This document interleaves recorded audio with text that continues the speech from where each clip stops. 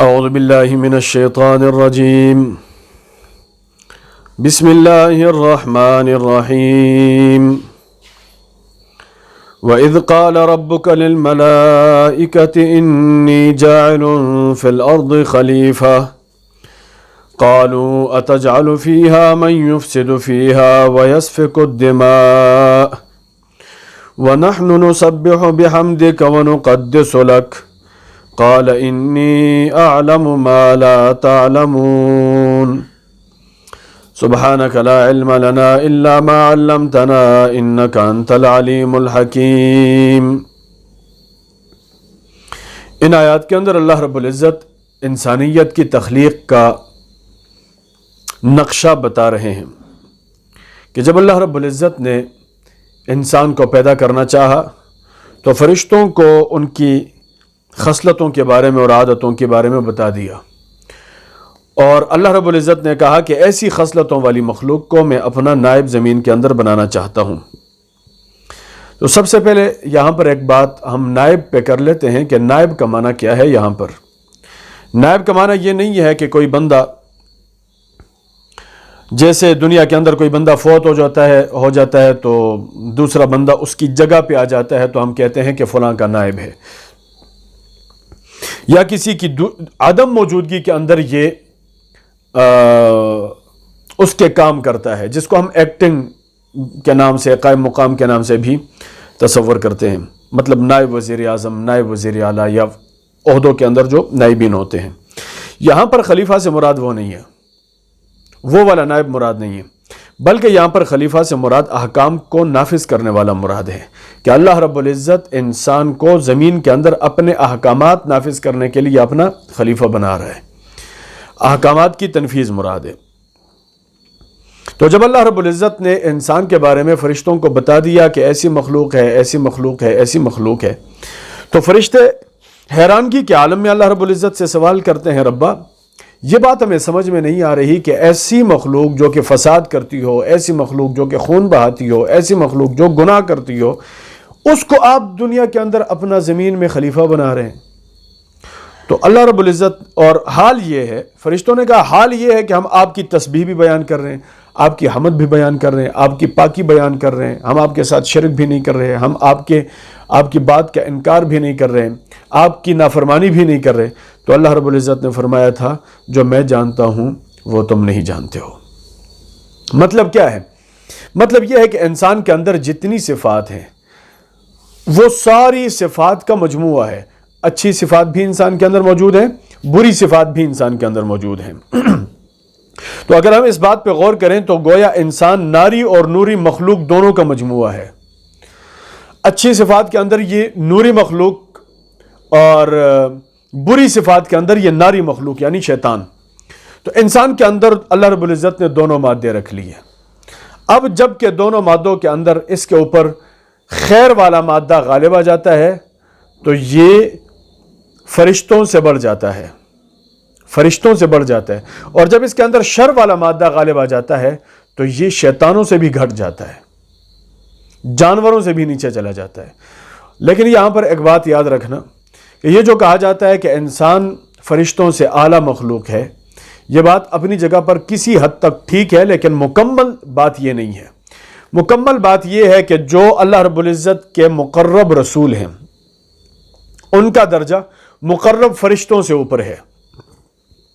مقرب فرشتے جبرائیل علیہ الصلوۃ والسلام، اسرائیل علیہ الصلوۃ والسلام، میکائیل علیہ الصلوۃ والسلام، اسرافیل علیہ الصلوۃ والسلام۔ تو جو مقرب رسول ہیں ان کا درجہ ان چاروں سے بلند ہے، ٹھیک ہے؟ پھر جو عام مؤمنین ہیں ان کا درجہ عام فرشتوں سے بلند ہے۔ اس کا معنی یہ نہیں ہے کہ ہم عام مسلمان بھی تمام فرشتوں سے بلند ہو جائیں، حضرت عیسیٰ، حضرت جبرائیل علیہ الصلوۃ والسلام بھی بلند ہوں، حضرت اسرائیل، حضرت اسرافیل، حضرت میکائیل، تمام فرشتوں سے ہم بلند ہو جائیں، ایسی بات نہیں ہے۔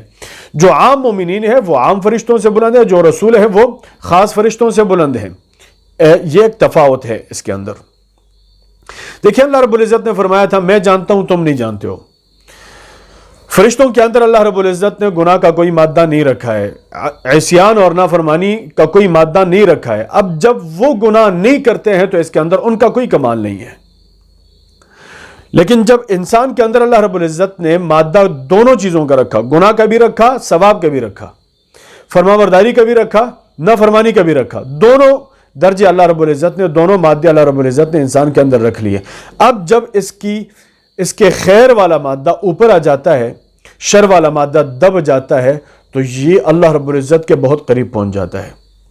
اسی لیے اللہ رب العزت نے فرمایا تھا جو میں جانتا ہوں تم نہیں جانتے ہو، یعنی اس کے اندر میں نے شر والے مادے رکھے ہیں، لیکن یہ میرے ڈر کی وجہ سے، میرے خوف کی وجہ سے، میری معرفت اور میری پہچان کی وجہ سے شر والے مادے کو دبائے گا، خیر والے مادے کے اوپر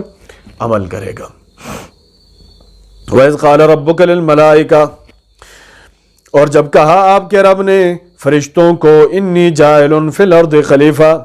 کہ میں زمین کے اندر ایک نائب بنانا چاہتا ہوں۔ قالوا، تو فرشتوں نے کہا، اتجعل فیہا، کیا آپ بنانا چاہتے ہیں زمین کے اندر من، ایسے شخص کو خلیفہ، یفسد فیہا، جو زمین کے اندر فساد مچائے گا، جو خون ریزی کرے گا، ویسفک الدماء، جو لوگوں کو قتل کرے گا، جو لوگوں کے اوپر ڈاکے ڈالے گا، جو لوگوں کے حقوق کو غصب کرے گا،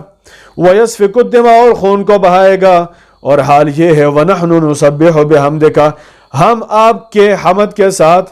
آپ کی خوبیاں بیان کر رہے ہیں، وَنُقَدِّسُ لَكَ، اور آپ کی تقدیس بیان کر رہے ہیں، ہم آپ کی پاکی بیان کر رہے ہیں، ہم آپ کے ساتھ کوئی شرک بھی نہیں کر رہے، ہم زمین کے اندر کوئی فساد بھی نہیں مچا رہے، اور ہم زمین کے اندر کسی کو قتل بھی نہیں کر رہے۔ تو اللہ رب العزت نے فرمایا، انی اعلم ما لا تعلمون، جو میں جانتا ہوں وہ تم نہیں جانتے ہو۔ فرشتوں کے دل کے اندر، ان کے تصور کے اندر تو خیال یہ تھا کہ جب ہم فساد نہیں کرتے ہیں، ہم خون نہیں بہاتے ہیں، ہم اللہ کی نافرمانی نہیں کرتے ہیں، تو ایک پہلی بات تو یہ ہے کہ زمین کے اندر خلیفہ بنانے کی کوئی ضرورت بھی نہیں ہے، اور اگر پھر ضرورت بھی ہوئی تو پھر ہمیں خلیفہ بنانا چاہیے۔ انسان کیوں خلیفہ بن رہا ہے؟ حال یہ ہے کہ وہ فساد کرتا ہے اور برے کام کرتا ہے۔ وَعَلَّمَ آدَمَ الْأَسْمَاءَ كُلَّهَا، اور تعلیم دی آدم علیہ السلام کو اللہ رب العزت نے الاسماء کلھا، تمام کے تمام چیزوں کے ناموں کی۔ ثم عرضهم على الملائکہ، پھر اللہ رب العزت نے وہ تمام چیزیں فرشتوں کے اوپر پیش کر دیں۔ فقال، اور فرمایا، انبئونی باسماء ہؤلاء، مجھے ان چیزوں کے ناموں کی خبر دے دو، ان کنتم صادقین، اگر تم لوگ اپنے وعدوں کے، اپنی باتوں کے اندر سچے ہو، یعنی جو تم کہہ رہے ہو کہ زمین کے اندر انسان کو خلیفہ نہیں ہونا چاہیے، فساد کرے گا، ظلم کرے گا، خون بہائے گا، قتل و غارت کرے گا، اور ہماری شان تو یہ ہے کہ ہم تقدیس بیان کر رہے ہیں اور تحمید بیان کر رہے ہیں اور تسبیح بیان کر رہے ہیں۔ تو اللہ رب العزت نے ان کے سامنے دلیل کے طور پر حضرت آدم علیہ السلام کے علم کو پیش کر دیا کہ اگر تم اس بات کے اندر کہ تمہارا درجہ میرے خلیفے سے بلند ہے، اس کے اندر سچے ہو، تو مجھے ان چیزوں کے نام بتا دو۔ دیکھو، علم اتنی بڑی شرافت ہے کہ جب اللہ رب العزت نے آدم علیہ السلام کو پیدا کر لیا، تو باوجود یہ کہ آدم علیہ السلام کے اندر اور بھی بہت ساری صفات موجود تھیں، باوجود ان تمام صفات کے اللہ رب العزت نے کسی صفت کو دلیل کے طور پر پیش نہیں کیا، علم کو دلیل کے طور پر پیش کیا ہے۔ تو علم اللہ رب العزت کی بہت بڑی نعمت ہے۔ قالوا، تو انہوں نے کہا، سبحانک، اے اللہ تیرے لیے پاکی ہے، لا علم لنا، ہمیں تو کوئی علم نہیں ہے، الا ما علمتنا، مگر وہی جو ہمیں آپ نے تعلیم دی ہے، انکا، بے شک آپ، انت العلیم، آپ ہی علم والے ہیں، الحکیم، اور حکمت والے ہیں۔ تمام علم تو آپ کے پاس موجود ہے، ساری چیزوں کا علم تو آپ کے پاس موجود ہے، اور پھر حکمت آپ کی کہ کس کو آپ خلیفہ بنانا چاہیں، کس کو خلیفہ نہ بنانا چاہیں، یہ آپ کے کام ہیں، اور آپ کے ہر کام کے اندر کوئی نہ کوئی حکمت ہوتی ہے۔ قال، اللہ رب العزت نے فرمایا، یا آدم، اے آدم، انبئہم، تو ہی خبر دے دے ان کو بھی اسمائہم، ان چیزوں کے ناموں کے بارے میں، تو ہی خبر دے دے فرشتوں کو جو کہ ساری عمر میری عبادت کر رہے ہیں، ان کو ان چیزوں کا کوئی علم نہیں ہے، اور آپ کو میں نے علم دے دیا، تو آپ ہی ان کو خبر دے دیں۔ فلما انباہم، جب آدم علیہ السلام نے ان کو یعنی فرشتوں کو ان ساری چیزوں کے ناموں کی خبر دے دی، قال تو اللہ پاک نے فرمایا الم اقل لکم کیا میں نے تمہیں نہیں بتایا تھا انی اعلم غیب السماوات والارض کہ میں ہی جانتا ہوں زمین اور آسمانوں کے اندر چھپی ہوئی چیزوں کو وعالم اور ان چیزوں کو بھی جانتا ہوں ما تبدون جن کو تم ظاہر کرتے ہو وما کنتم تکتمون اور جن چیزوں کو تم چھپاتے ہو ان ساری چیزوں کو جانتا ہوں جو تم زبانوں سے بولتے ہو وہ بھی جانتا ہوں جو تم دلوں کے اندر رکھتے ہو جو تمہارے راز ہیں ان رازوں کو بھی سمجھتا ہوں. دیکھیں نا ایک بات اصولی کرتے ہیں اللہ رب العزت نے فرشتے کو اپنا خلیفہ کیوں نہیں بنایا انسان کو اپنا خلیفہ کیوں بنا دیا. اس کے اندر ایک بنیادی بات ہے کہ مکلف جو ہے نا وہ انسان ہے فرشتے مکلف نہیں ہیں. اللہ کے احکام کے مکلف انسان ہیں فرشتے نہیں ہیں. جب انسان اللہ رب العزت کے احکام کے مکلف ہیں تو انسان کو تبلیغ ہوگی فرشتوں کو تبلیغ نہیں ہوگی. اللہ کا حکم انسان کو پہنچایا جائے گا فرشتوں کو نہیں پہنچایا جائے گا. اب انسان ہی انسان کی نفسیات کو سمجھتا ہے طبیعت کو سمجھتا ہے مزاج کو سمجھتا ہے باتوں کو سمجھتا ہے ساری چیزوں کو انسان ہی سمجھتا ہے. اب فرشتوں کی طرف سے اگر کوئی خلیفہ ہوتا نائب ہوتا وہ آ کر کے انسانوں کو تبلیغ کرتا تو پہلے تو فرشتے حیران ہوتے کہ میں کیسے تبلیغ کروں کون سی شکل میں آ جاؤں کون سی صورت میں آ جاؤں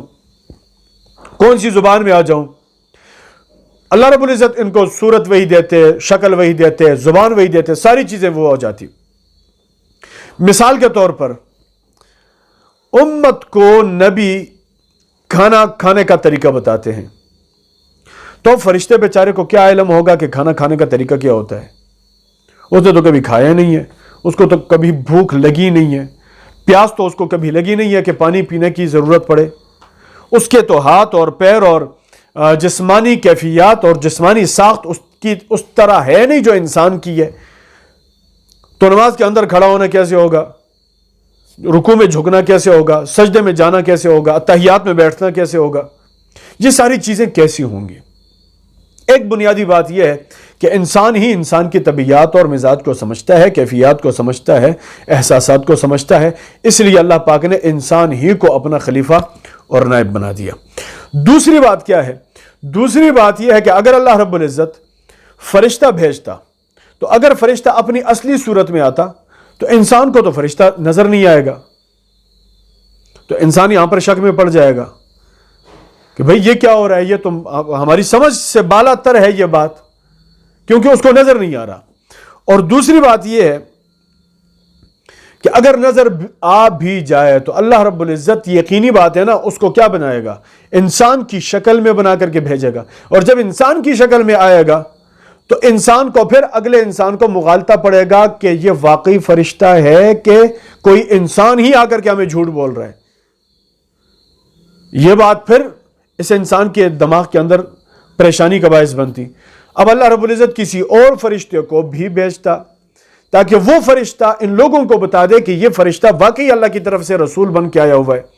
تو یہی بات اس دوسرے فرشتے کے اندر بھی ہونی تھی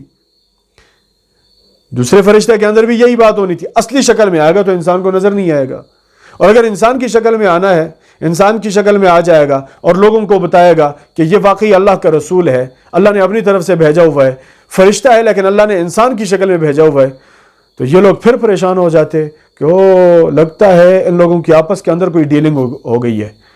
اور یہ آپس میں پہلے بنا کر کے باتوں کو پری پلان کے تحت ایک منصوبہ بندی کے تحت ہمارے سامنے لاتے ہیں اور پھر کہتے ہیں ہم اللہ کے رسول ہیں وہ کہتا ہے یہ اللہ کے رسول ہے. تو یہ بات ہم سے کوئی اغراض ہیں کوئی مقاصد ہیں یہ بات ہم ماننے کے لیے تیار نہیں ہے. اس لیے اللہ رب العزت نے انسان ہی کو بشر ہی کو انسانوں کی ہدایت کے لیے بھیجا کہ وہ ان کی مزاج کو ان کی طبیعت کو ان کی کیفیات کو ان کے احساسات کو ان کے جسم کو ان کے ساخت کو ان کی ضروریات کو ان کے نشیب و فراز کو ان کے دن رات کو ان کے احتیاجوں کو ساری چیزوں کو انسان ہی انسان کی سمجھتا ہے. اس لیے اللہ رب العزت نے انسان کو اپنا خلیفہ بنایا اور انسان ہی کو اپنا رسول بنا دیا. اللہ رب العزت ہمارے علم کے اندر اضافہ فرمائے اور قرآن مجید کی سمجھ اور عمل کی توفیق عطا فرمائے.